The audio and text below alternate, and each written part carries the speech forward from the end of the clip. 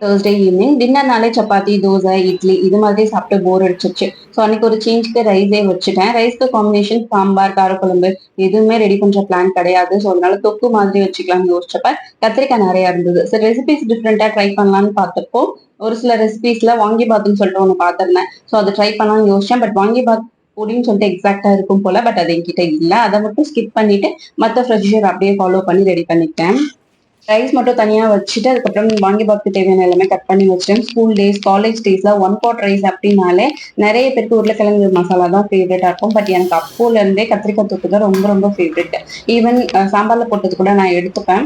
Lemon rice with கத்திரிக்காய் தொக்கு அப்படின்னா இன்னும் ரொம்ப அல்டிமேட்டா இருக்கும். சிலருக்கு கத்திரிக்காய் தொக்கு பிடிக்கும். பட் சாம்பார்ல போட்டது சாப்பிட மாட்டாங்க. பட் கத்திரிக்காய்னாலே எனக்கு எப்போதுமே ஃபேவரட் தான்.